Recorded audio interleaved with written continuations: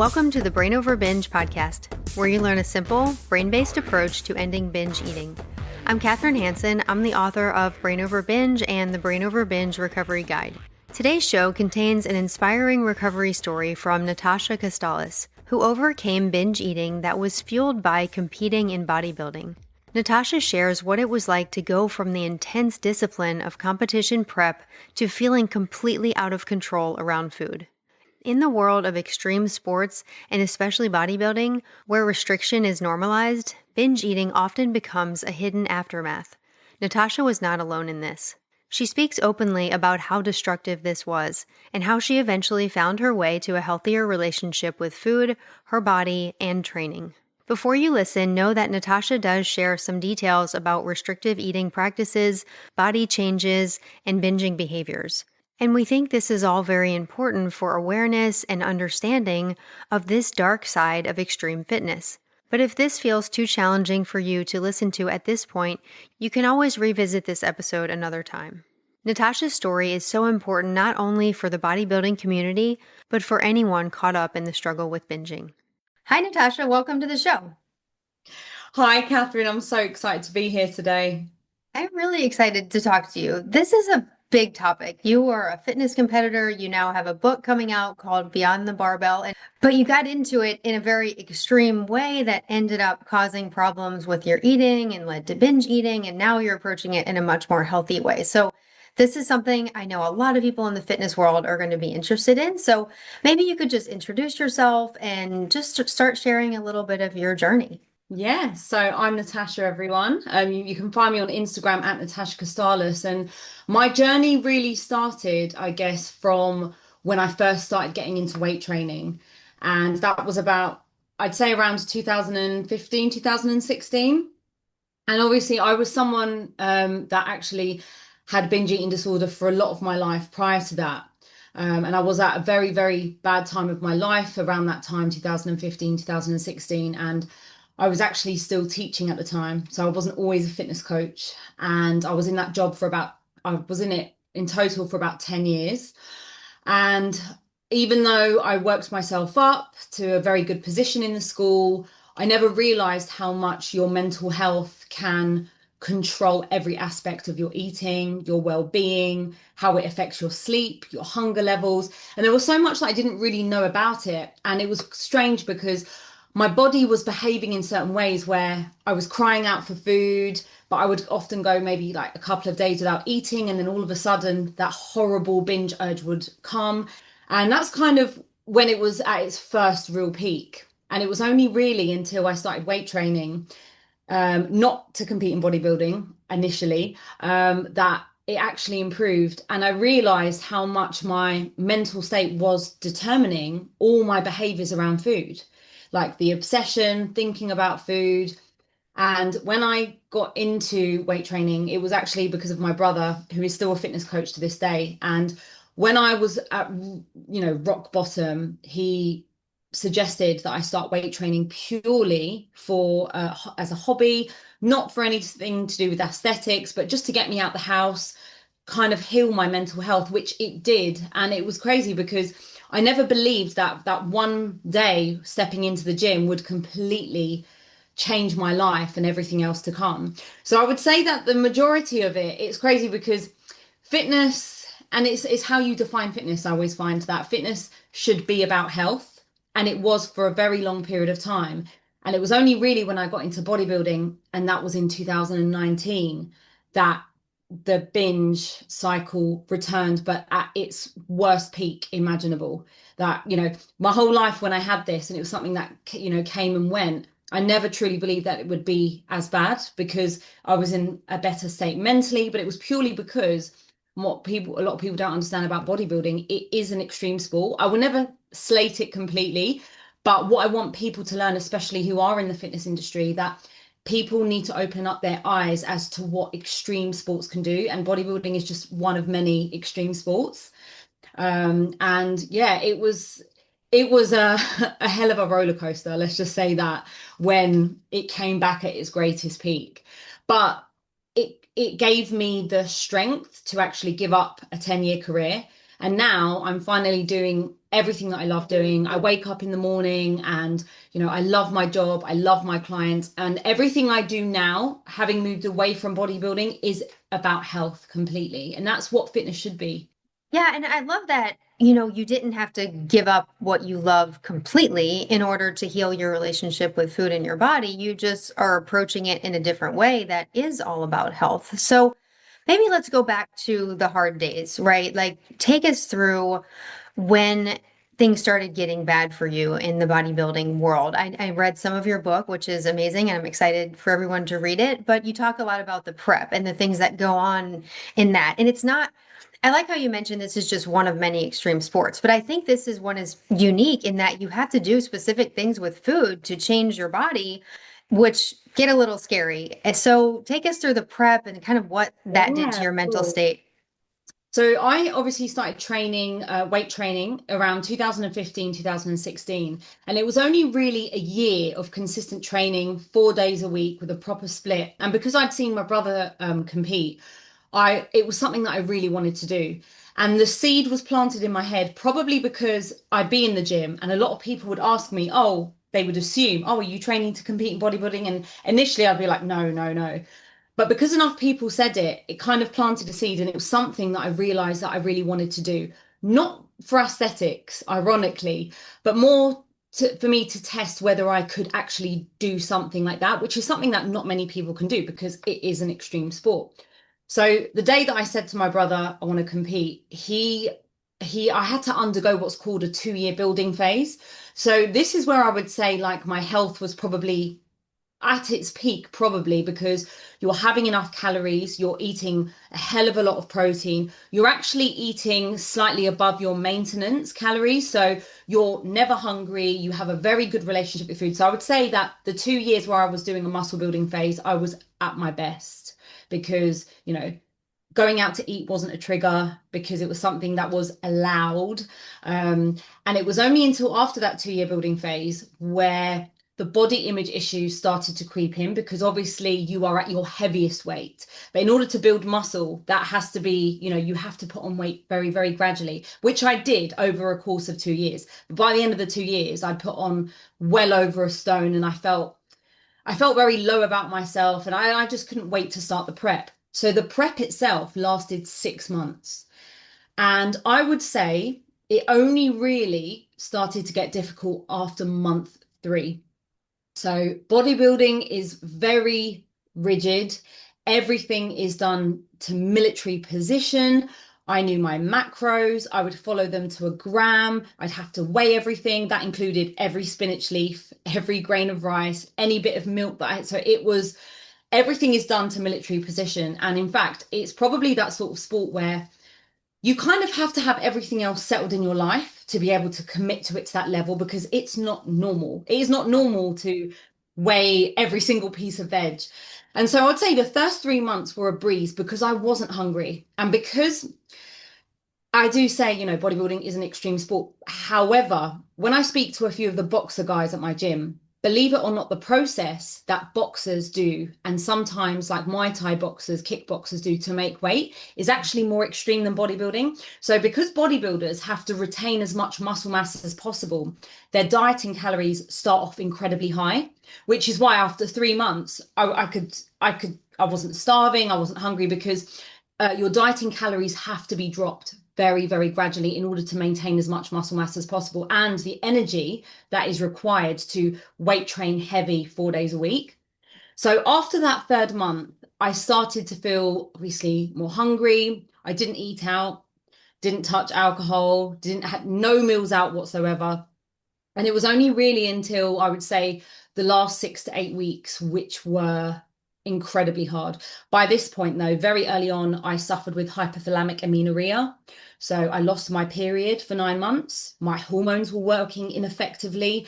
My leptin and my ghrelin was all over the place. So I was always starving, but even when I had a meal, I was still starving. And everything was just very imbalanced. But the only thing that was consistent was I just need to eat this many calories and I need to weight train 4 days a week. And you do have to have tunnel vision for something like this. So after losing my period, the energy is, and again to this day, I kind of ask myself, what was worse, the starvation or the tiredness? Because again, I've suffered with binge eating disorder for a lot of my life, but I can imagine anorexics would probably understand this more. So when you are very, very low body fat percentage, even laughing is, you have no energy to even laugh. I had no energy to walk from here to there, but I knew I had to get in 12,000 steps a day. And yeah, you experience things that a lot of people would never really understand, like low libido.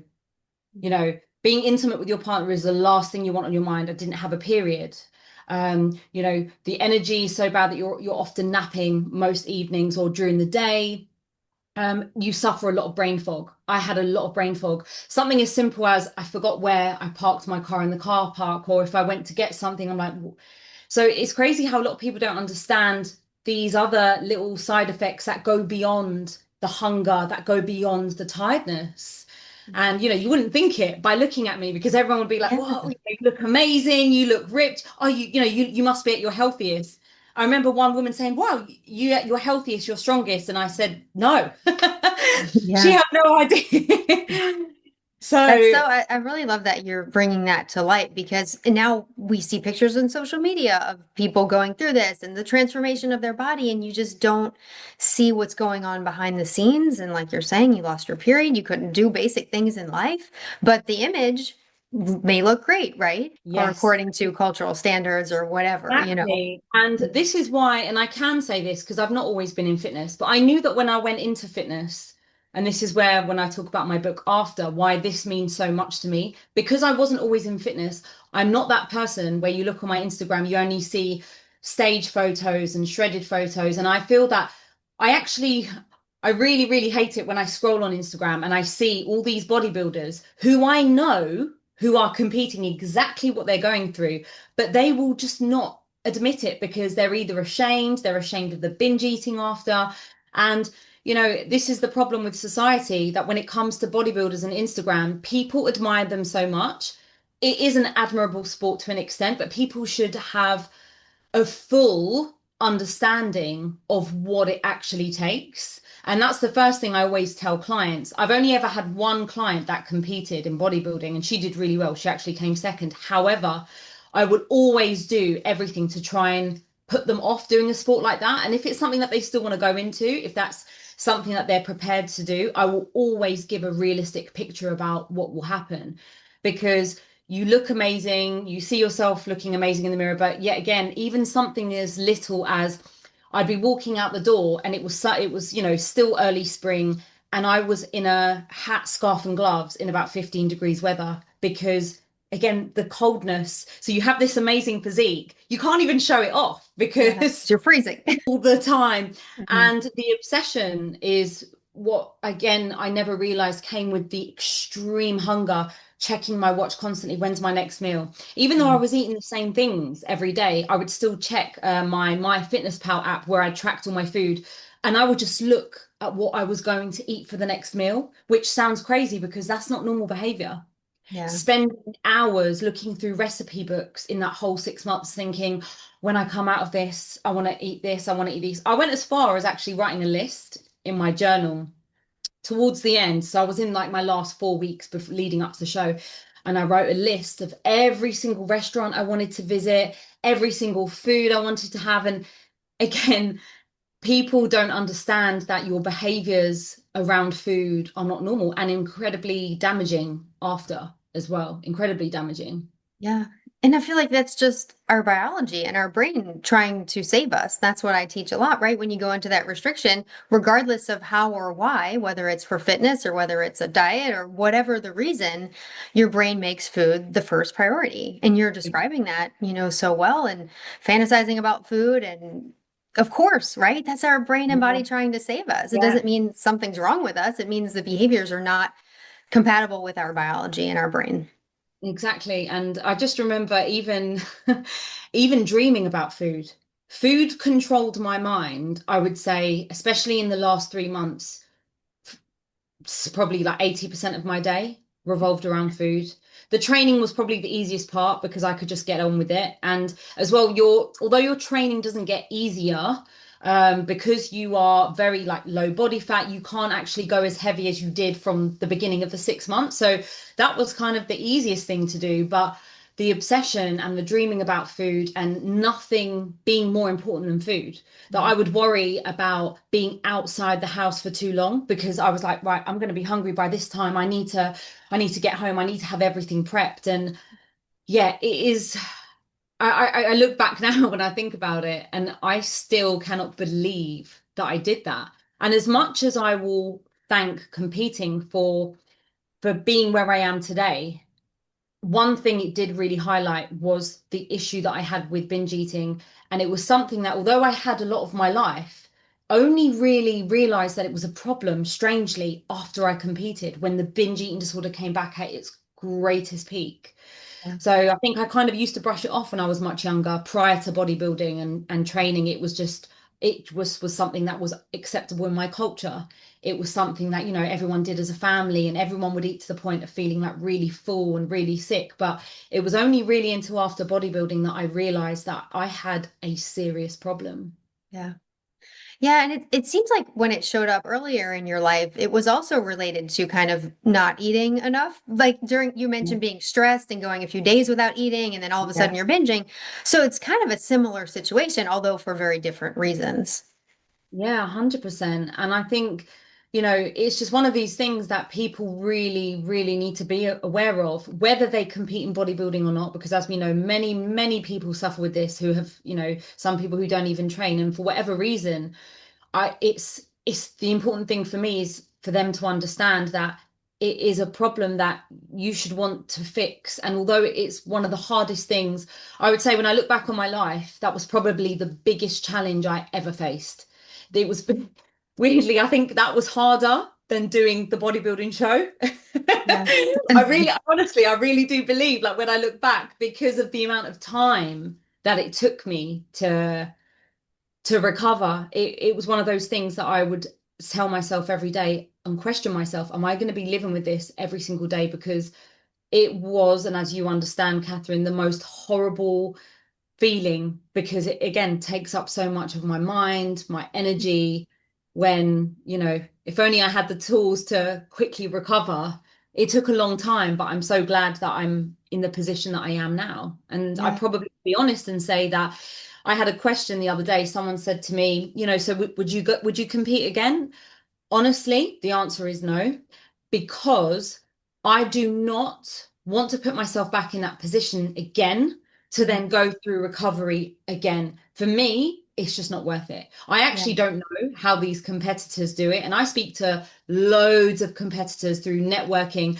And for whatever reason, they don't, they just kind of just get through it eventually. And I know everyone's different and everyone's experience is different, but nearly always everyone has X amount of months where you're binge eating, and I just don't think it's worth it. I Yeah. don't.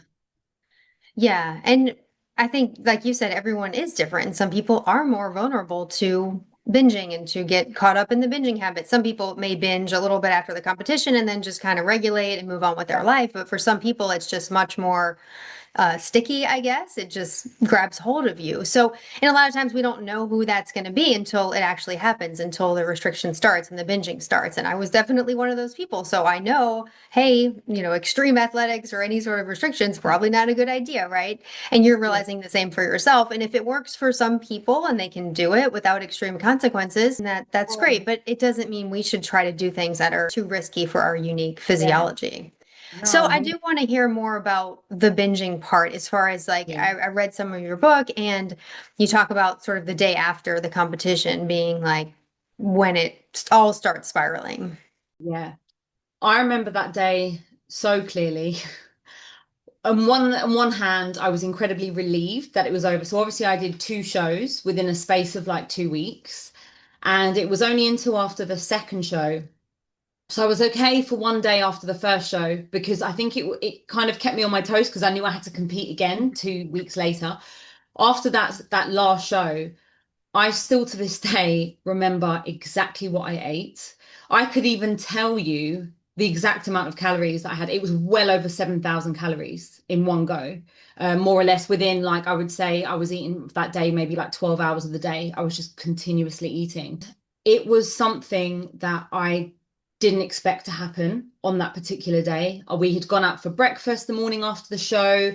I had got, well, the first sign that I knew that there was seriously something wrong is the fact that I was sitting in this restaurant trying to decide what to eat. And I had like this internal struggle inside me, inside my brain. Like a part of me was like, just get what you want to eat. You want to eat the pancakes, you want to eat this. And then on the other hand, I was like, no, I can't eat that. I need to stick with like what was the cleanest thing on the menu, which was like the eggs Benedict or something like that. I ended up going for that.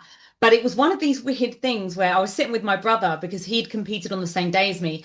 And he almost had a go at me and was like, Tash, why are you taking ages to decide what to eat? I'm not joking. The waiter had to come back and come back again because it was this inner turmoil. I was like, what do I eat? And it was kind of like, do I stick with rules or do I kind of go by how I've been eating the last 6 months? And that was the first sign that it took me a very long time to decide what to eat after I was given the opportunity to have choice. So even a basic thing like making a decision about what to eat, to some people would be like an easy decision. It was one of the hardest decisions for me to make. As soon as I had it, I thought I felt fine. I was, I felt like, I almost felt like it was enough, but within 2 hours, it wasn't enough. And I remember the long drive back, it was probably about an hour and a half's drive from the restaurant because we were still in the place where we had actually competed to home. And that's when it really hit me. It was that drive home. And I was staring at, I had two big bags actually of food that I'd taken to the show. It had things in there like Biscoff spread. There were packets of biscuits in there. There was a whole entire cake about this big in there. And it's horrible. And I feel disgusted with myself actually saying this out loud. And I know I've written obviously about it in a lot of detail in my book, but it was like a spell had been cast over me, that it was like I was possessed. I don't know what made me do it, but I was driving and at the same time, I just was eating things as I was driving. There was crumbs everywhere, like all over my mouth. And I had my first experience of shame as well. So even though I'm driving on a motorway, my first thought while I'm eating all these things is someone's going to see me. My brother might see me in the car, like eating all these things. And that was a strange thing to actually feel in that moment. I'm eating all of these things. And it got to the point where I'm not joking. I was probably eating for the best part of over an hour continuously. And I wasn't getting full. And I was thinking to myself, why am I not getting full? And all of these things taste so nice. They taste so nice. And it was like I hadn't eaten. And that whole drive, I just remember thinking about what I'd done. And I didn't tell anyone, didn't tell my brother what I'd done. I just remember planning the next meal, which was a restaurant meal that night. And I just went all out. I think, yeah, by the end of the night, my tummy, I still have a picture of it to this day, actually. My tummy was humongous. And even though I didn't feel the effects of, oh, I'm full, everything else did. So my tummy had like exploded. It was really weird as well because you could still actually see my six pack, even though it was bloated. And I couldn't stop going to the kitchen. And my partner at the time was like, what are you doing? I could not stop getting up from the sofa to the kitchen. And I just couldn't control myself. And I don't even know what he would have thought in that moment. I still don't really know how much it affected him to this day. But that was just not normal. I just couldn't stop getting up to the kitchen. And this carried on probably until like maybe 11, half 11 at night. And then it was that night I felt so disgusted. Again, my first experience of what a real binge felt like compared to my past where, you eat to the point where you feel like really, really sick, really, really full. This felt even worse. I felt like my stomach was going to explode. I was sweating, profusely sweating. I couldn't stop running to the toilet. I had really bad gas. Like it was that night, I just remember sweating throughout the night, thinking, why am I sweating? And little did I know it, and then I understood it's like all the sugars, all the carbs, everything that I'd eaten was just a massive concoction in my belly. And the next day, I just remembered lying to myself. It wasn't a deliberate lie to myself, but maybe it was naivety because I had no idea what was going to come for the next year and a half that I would be suffering with this. I just remember saying to myself, it's not going to happen again. Today's a new day. It's not going to happen again. So I had a lot of like guilty feelings the next day, but I very soon brushed them off because I thought, oh, I'm going to train the next day. I'll feel fine. I trained, felt really sluggish in my session. And again, it's unbelievable when you are someone that has suffered with binge eating disorder, when you do any sort of physical activity after, how badly it affects you, feeling like really sick, but then feeling really, really full the next day, and then skipping a meal, and then all of a sudden it becoming ravenous again. And I would say in the first few weeks, probably my first month, I'd piled on 35 pounds. And that's when everything else kicked in, the body dysmorphia, the feelings of disgust about myself, very, very bad body image, knowing that I once looked like that and now I look like this. It was really, really bad at one point, Kathryn, that I had to cover every mirror in my house. My partner was like, what were you doing? My partner at the time. I just put blankets over the mirrors. I was like, I just can't look at myself. I was so disgusted. And then other thoughts, these irrational thoughts would enter my head, like me going to the gym and working with clients. I was secretly suffering with this. No one knew. I told my brother here and there, but I kind of very much downplayed how bad it really was. And I would say comments like, oh, yeah, I get really, really hungry like towards the evening, but I'm not too bad. I'm not as bad as how, you described it last. So I was lying to myself. And that's when the lies become even more lies. And then it becomes even more secretive. And then you're forever in this cycle of lying to yourself and thinking, it's not going to happen again. And it was just something that I just could not control. And then I got even back, worse, imposter syndrome. I'd be driving to work to train clients and I couldn't even follow macros for one day. And I just felt like the worst person because I thought, how can I be a personal trainer and I can't control my food, yet I'm telling my clients to? And again, it felt like I was lying to myself again. And that was a real, really, really, really hard battle in my head every single day for months on end. It was the worst feeling, the worst feeling. The way you describe that is just, it's so raw, it's so real. Like, I know that everyone listening can relate. I know I can relate. I mean, I've 100% been there. And it's like, it can feel like a moral failing. Like you're Yeah. this horrible person who's gluttonous and can't control it. And now I look at it when you're talking, I'm like, oh yeah, that makes sense, right? Because when I just had a researcher on the show, my most recent episode, and she did a big study about how the more body fat is lost, the lower leptin gets. And then there's no leptin telling you're full. And then when the leptin is lower, there's no GLP-1 response after eating. So you just don't feel full. And it's a really, truly biological and brain-based thing. It's not a moral failing. But when you feel like it is, when you feel like, oh my gosh, I can't even stop myself from doing something I know I don't want to be doing, you just feel awful about yourself, right? Not only physically, but mentally, emotionally. It's just like the lowest place. And unless you've been there, which I know most of the listeners have, you just don't understand it. And the fact that you're coming out and admitting this and talking about it, I just think it opens up a conversation and helps people just not feel so alone. Yeah, it's so true. And what I wish I knew, and it was only really, and this is why it feels so surreal that I'm on your podcast. I know when I first contacted you, you played a massive, I didn't even, we had never spoken, we didn't know each other. You had such a profound impact on my recovery. It feels so strange being on your show. I would listen to your voice every single day when I drove to work. And you speaking about your experience gave me hope that if the way you described your experiences and all your podcast episodes where you talk about, try this, I was so desperate for someone to help me that, honestly, you really had such a profound impact. And you did give me some hope that surely, if you have recovered from it, surely I can as well. And really, I think what I used to beat myself up most about was just like we said about your leptin and your ghrelin, your hunger hormones, everything is messed up. Mhm. I didn't know that at the time. And it was only through recovery that I fully, fully understood the biology, the science, what was going on with my hormones. I thought it was me. I would blame myself every single day of my life There was no one that I could speak to. And I just thought, oh, I don't know how, like I can't follow like a food diary for like one day.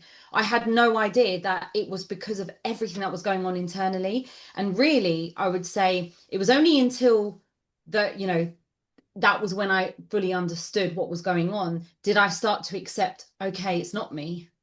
But it's something that especially I would say the hardest thing about binge eating, especially, is when like if you've competed and you're in the fitness industry because you feel like an imposter Yeah.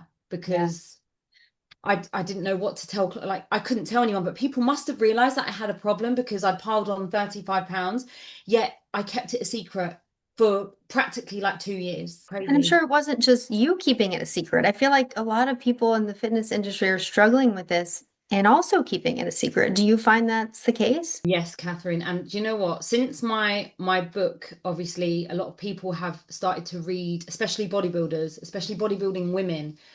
So many, you will not believe how many women I have spoken to and connected with who have read parts of my book that have said, I'm so glad you're writing about this and you have made me feel so much better. And they even put something like, I wish I had read this before I had competed, because that's the whole point of my book. It gives a very full picture of everything around, the journey and obviously the binge eating. But you will not believe how many bodybuilders will, having spoken to them, have openly admitted to me that it's something that they've suffered with. Yet, on face value, you will never get that when you look at their Instagrams. Yeah. Never, never, never. Yeah. It's again, it's still this taboo thing, especially if you're in the fitness industries, because it's like, if you've managed to get down to 6% body fat, you can't be like that. You can't have a problem with food. And it's something that I strongly believe needs to be spoken about more in the bodybuilding world. And I also strongly believe that more support needs to be given for anyone in any kind of fitness, competitive sports where they need to make a certain weight, for example. There needs to be some support, because it is a matter of you compete, you get on stage, goodbye, see you later. Everyone is left to their own Yeah. devices. And There they're is starving. no Yeah. help. Yeah, there's no Mhm. help for them.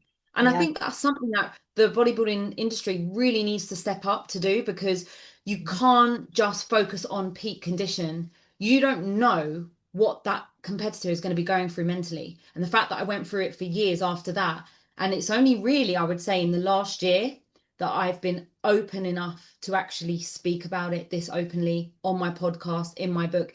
It was something that even my own mum, who I'm very, very close to, she didn't know about it till she read the very, very early first draft of my book, maybe like 2, 3 years ago. She had no idea. She bawled out crying as soon as she finished reading the first draft. She was so hurt for me. She goes, I'm so sorry. I just didn't know you were going through it. And I said, why are you saying sorry? I was too ashamed to speak out. Yeah. I was too ashamed to seek help. It was, yeah, it's one of these things that it's just kept so close to you, because just admitting it will mean that you're a failure. That's what it feels like at the time. I Yeah. always find. So you can be in this situation within that culture, I guess, of competitors and think that you're the only one and think, oh, everyone else has it under control and I'm the only one struggling, where really most people are struggling.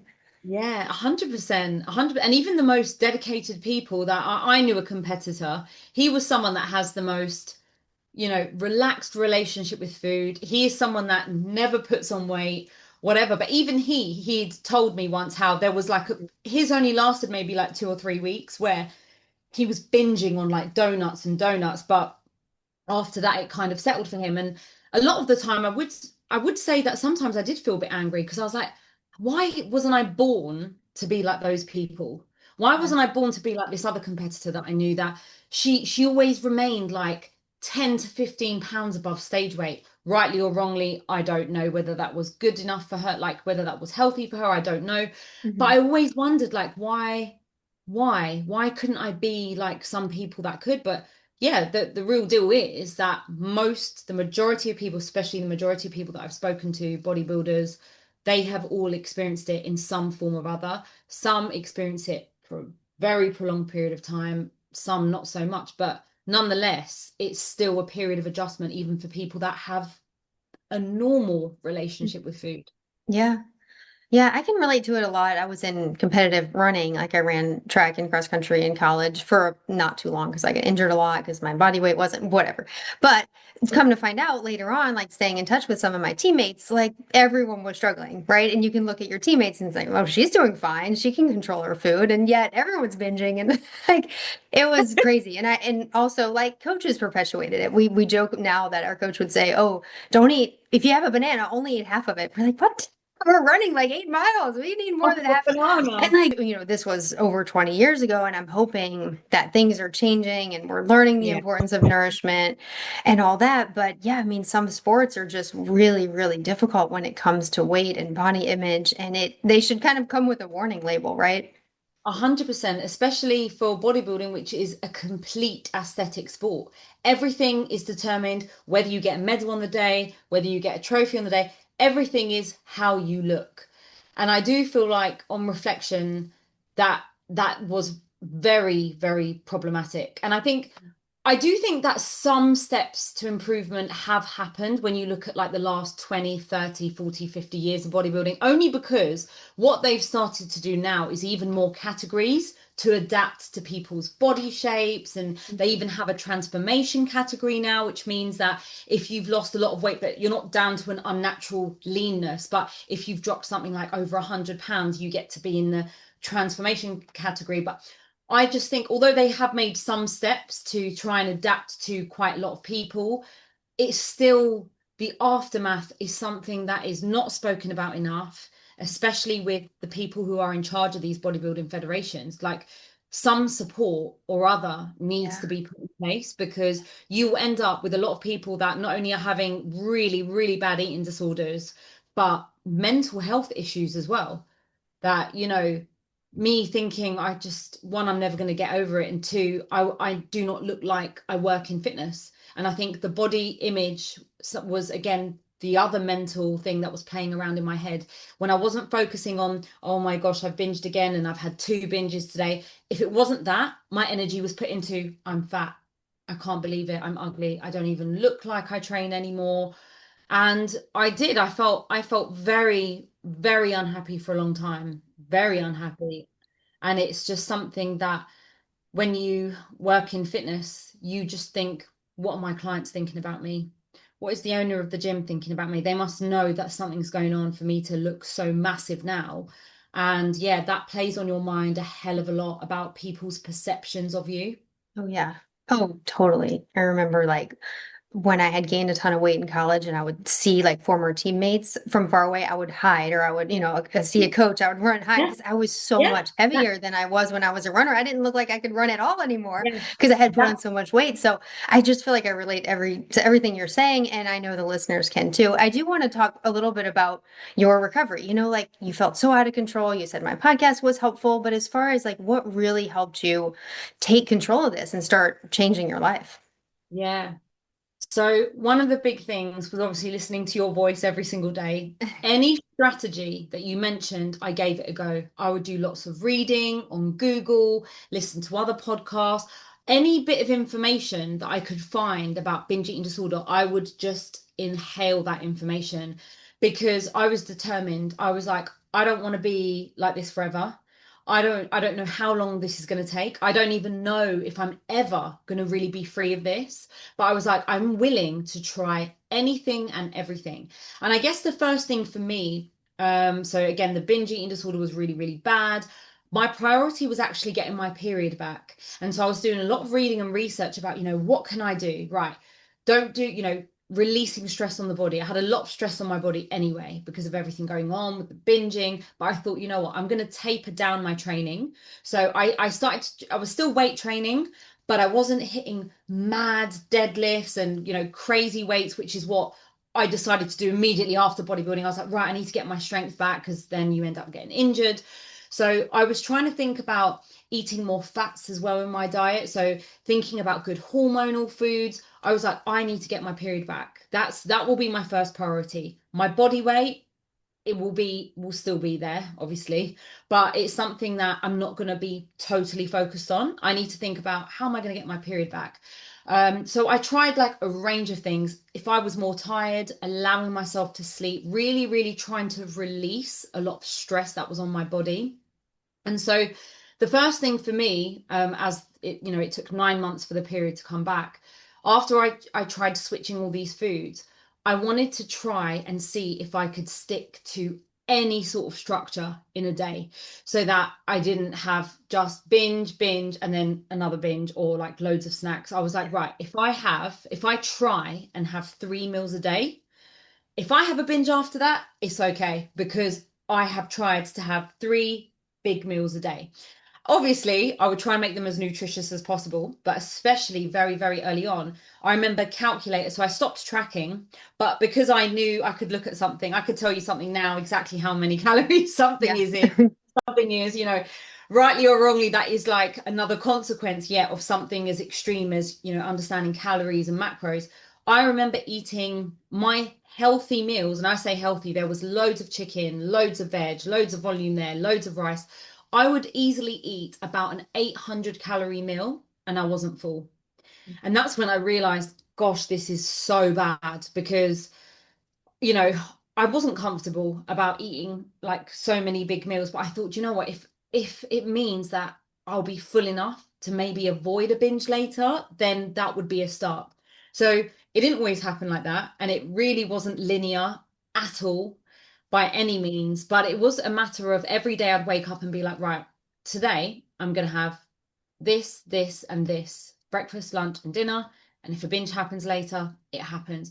And every day was like Groundhog Day. It was like starting over again. I almost felt like every day was like starting over again. But it was a case of I was becoming more conscious of how many binges I was actually having. One of the things that really did help me was actually tracking, right? How many binges have I had in a week? When it was really bad, I was having 2 a day. Sometimes it was just 1 a day. But the biggest hurdle that what I overcame was when I went from 7 binges in a week to like 5.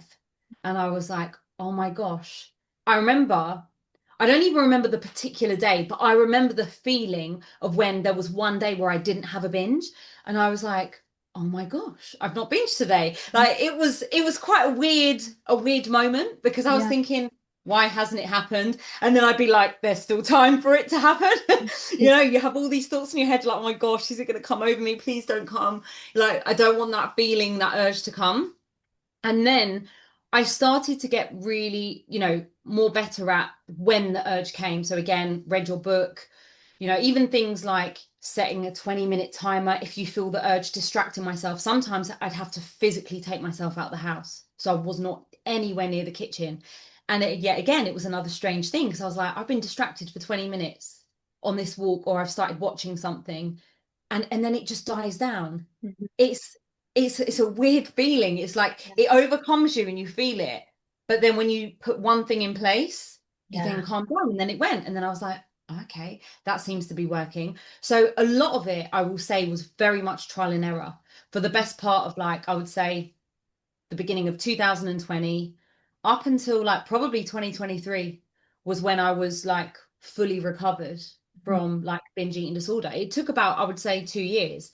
And then when the binges went down from 5 to 3, 3 to 2, it became a case of I was still overeating, but I wasn't binging. And that was one of the biggest achievements. Even though I was nowhere near where I wanted to be, that feeling of, right, okay, I've overeaten, but I have stopped Yeah. when before the feelings of sickness and disgust and, feeling so bloated. And then I realized it was a very slow progress. I couldn't even tell you the actual day when I suddenly was recovered because it doesn't work like that. But yeah, that was a real big stepping stone. The fact Yeah. that I was eating good meals. The other tactic that when I think of like my top three was overeating on protein because again, as a binge eater, I almost became like obsessed with feeling full, but I wanted to feel a nice full. And because I always thought back to the feelings of starvation. And, it is a form of a trauma when, those feelings of starvation that you experience for more or less 3 out of the last 6 months of a bodybuilding show. I was like, I don't want to feel like that. And what I started to realize was if I was even slightly hungry, that could that could actually determine or trigger a binge. So if I was out, I would make sure any snacks, fruit snacks, like good like fruit bar snacks, anything where in case it happened, I would have something on hand. Okay, even if I was in the car, obviously the car food and eating in the car was another hurdle I had to come across because a lot of my binge eating episodes happened when I was in the car. But I thought, right, to prevent a binge, if I have something with me. And then the other thing, like I said, was overeating on protein. I'm not joking. My breakfast, Kathryn, were massive. Like I would have like a whole fillet steak, 3 eggs, and then I'd have it with like spinach and like a couple of slices of sourdough. And I was like, oh my gosh, I'm so full. Like when I realized I love protein now because it keeps me so full. And then I realized that I had such a big gap between that humongous breakfast through to lunch that even my lunch started to be pushed back a little bit because I was still so full. And then that again trained me to only eat when you feel genuine hunger. But then I'd go again, next meal, overeat on protein again, half a pack of mincemeat if I have to, chuck loads of veg. And then I thought, if I just really, really overeat on my protein, it will be like a really nice full. And that really, really helped me as well. But I would say the hunger signals and things like that happened much later as the binges obviously Yeah. they started to lessen. But then I realized that the importance, and this is for anyone suffering with binge eating disorder, is the goal after you've accepted that you have a problem is not to eliminate the binges, but to slowly, slowly reduce them week by week. And that's how that's how I knew that I was making progress. That, from this week to this week, it minimized. And then the week before. But it was that 2 years was very, very long. And it was the one thing that wasn't in my head was I am not focusing on dropping weight. And that was I'd say that was probably the most horrible thing to accept. And I will say that to anyone else.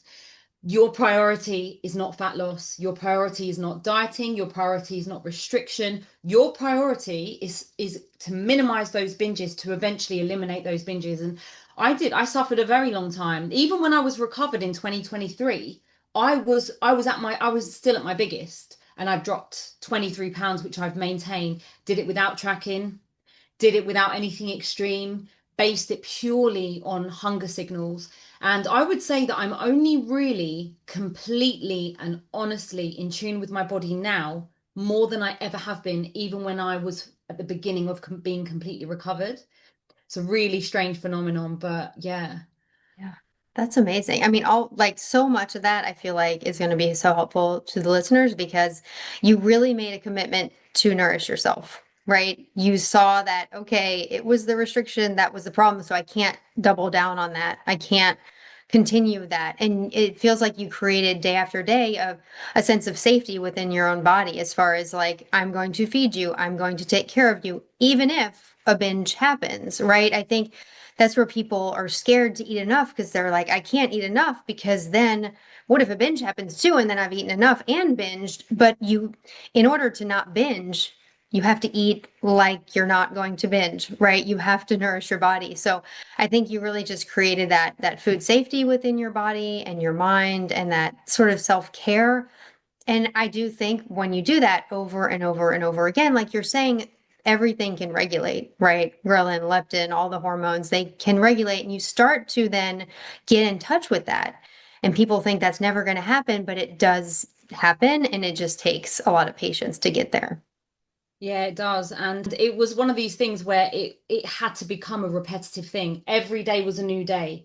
If a binge happened and it was a relapse, okay, forget it. I'm not going to put my energy. I managed to make the switch eventually to stop avoiding feeling the guilt and oh, it's happened and oh, I was doing so well. It is one of these things that gradually it happens, but it's almost like every day is a new day. You have to face it head on. If it happens, forget it. Just practice the things again. And I think the repetition of having those goals in my head of this is what I need to do, just keep doing it. And especially when I realized that they were minimizing, I knew that I was going in the right direction. Yeah. But it is one of these things where, especially for me, I honestly wish when on reflection that maybe I should have sought more help, like from, I don't know, specialists, therapists.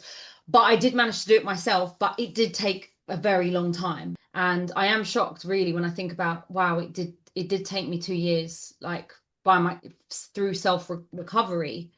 It's it's just a very long process. And then you do even one thing I will say is when I was eventually fully recovered, and I was still big because again, although I wasn't binging or anything, I always wanted to eat enough, but I knew at some point in my life I am going to have to face being back to a healthier weight at some point. Mhm. And then I would say the biggest fear I had, if someone said, what was your biggest fear after you recovered? It was being afraid of a relapse. Even though I hadn't had a binge for X amount of time, maybe a year, there was a part of me in the back of my head that was still very, very scared. But eventually that did die down. That did Mhm. die down. And then it was only until you learn to fully, fully trust yourself around food, that's when you are no longer afraid of relapse. That was just Yeah. my experience. Yeah, for sure. And everyone's timeline is so different as far as when they get there. So I appreciate you explaining that for you. It did take a while for you to reduce the binges and then to feel totally confident. So if you're in a place right now where you're making progress, but then you have a binge, you haven't failed. You just have to keep going, right? Yeah, And I do 100%. want, I want to talk to you about sort of your life today, and this will be our final kind of topic of conversation as far as like how you've made fitness and even competing. And I think you do powerlifting now, is that correct? Yeah. Like, how have you made that a healthy part of your life without getting into some of those same traps you did with the bodybuilding? Yeah. So I always knew because I'm quite strong in the gym. I've had a few people be like, you should go into powerlifting. You lift so heavy for your size. And the real reason as well why I wanted to go into powerlifting is because it is a non-aesthetic sport. It is completely performance based. And I wanted, given that I was a competitor in bodybuilding, I wanted to experience another form of competition. I wanted to try something that I'd never done before. So when it was December 2023, I did my first deadlift only competition.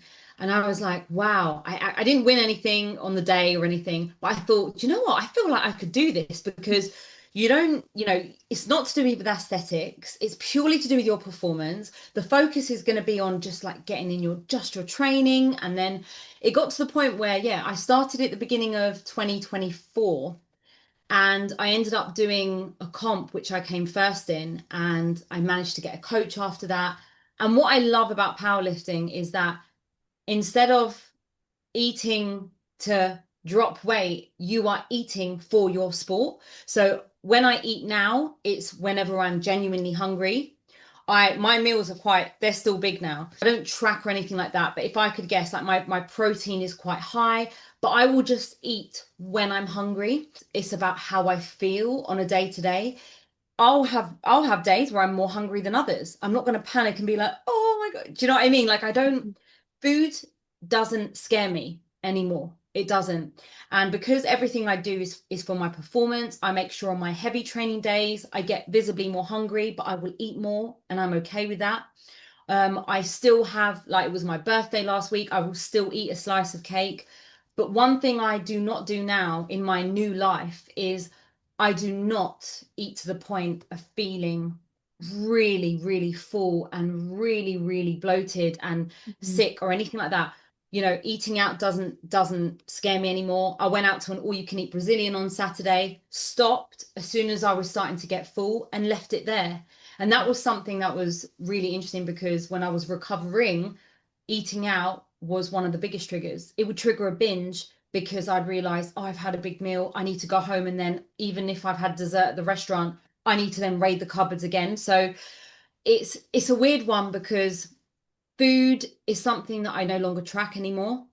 And in fact, me being able to drop 23 pounds in the space of like 10 months at the beginning of 2024, I would say that powerlifting probably made my relationship with food even better, because it's about, you have to prioritize fueling for yourself and prioritizing your protein as well, because it's the only way like your muscles are going to recover. And I've never felt so happy about going out to eat and feeling free. And you speak a lot about food freedom, and it is the best feeling when you're in it, because I will be honest though, and I'll say that when you are recovered, you do, and I don't know whether you feel like this as well, I almost feel like you're almost programmed to be just very conscious within your body. And I think it's a good thing that, I only want to eat when I'm hungry, because I know when I'm genuinely hungry. But that by any means, never do I ever undereat or anything like that, skip meals. And everything is about balance now for me, that even trigger foods like cake was, when it was my birthday, I froze the rest of it. It's not, I don't have that fear anymore. And I've realized as well that my mantra now is, I want to be my healthiest, happiest, and most confident self. And I love that I've gone into something like powerlifting, because I've got another comp coming up in October. It keeps me on my toes. It keeps me on the competing scene, but it reminds me about what it feels like to feel good. And, as much as I admire to an extent, what I used to look like when I was a bodybuilder. Yeah, I will be honest. Sometimes there are days where I'll look at pictures and be like, wow, I looked really, really good. But then I'll be like, but you were really, really unhealthy. My period spot on. My periods have never been disrupted since that came back. And it's something, again, that I started tracking after I came out of bodybuilding. That was the other thing that I was so conscious of, as well as focusing on trying to get a structure with food, was tracking my period. Is everything normal? And I would say that recovering from binge eating disorder teaches you more than just recovering from the binges, that's for sure. It teaches you to be so in tune with your body in ways that I never believed I would be if I hadn't done it. So I view it as like a bittersweet sort of journey and transformation. Although it was blooming horrible, I look back on it and I'm like, wow, but I wouldn't be where I am now if I hadn't have done that. Yeah, people think, oh, I wasted all this time or regret about the behaviors, but it does teach you things, right? It does give you skills that can last a lifetime. So I'm glad that you can see that. It's also such a great example that your body supports you now, right? People think, oh, I'm going to have to force myself to stop at every meal. I'm going to have to keep all this control. But really, your body just starts to respond where you do feel full. You don't even feel like continuing to eat. It doesn't even seem like pleasure anymore. Your body's like, yeah, we're good. And I feel like that's a sign of all the hormones are regulating. Your biology's back to normal, your brain's back to normal. So yeah, I think your whole story is so powerful. Do you have any final thoughts? And then how can people find you and get your book? Yeah, I just want to say thank you to everyone for listening. And also, Kathryn, thanks to you, because this is still so surreal right now for me, having been a fan of you for years. But thanks to everyone for listening. And if you want to find me at Natasha Kostalas on Instagram. The links to the pre-order for my book are up there as well, Beyond the Barbell, Confessions of a Female Fitness Competitor. And please let me know what you think. Yeah, awesome. And those links will be in the show description as well. And I really appreciate you being on the show today, Natasha. Thank you, Kathryn. I hope this episode has motivated you to create your own path to healing your relationship with food, your body, and exercise. If you want help along the way, you can also check out the Brain Over Binge resources in the show description, including my books, my online course, and one-on-one coaching and group coaching. I look forward to talking to you again next time. And until then, I want to encourage you and remind you that you have the power to change your brain and live a binge-free life. The Brain Over Binge podcast is produced and recorded by Brain Over Binge Recovery Coaching, LLC. All work is copyrighted by Brain Over Binge Recovery Coaching, LLC, and all rights are reserved. As a disclaimer, the hosts of the Brain Over Binge podcast are not professional counselors or licensed healthcare providers, and this podcast is not a substitute for medical advice or any form of professional therapy. Eating disorders can have serious health consequences, and you are strongly advised to seek medical attention for matters relating to your health. Please get help when you need it, and good luck on your journey.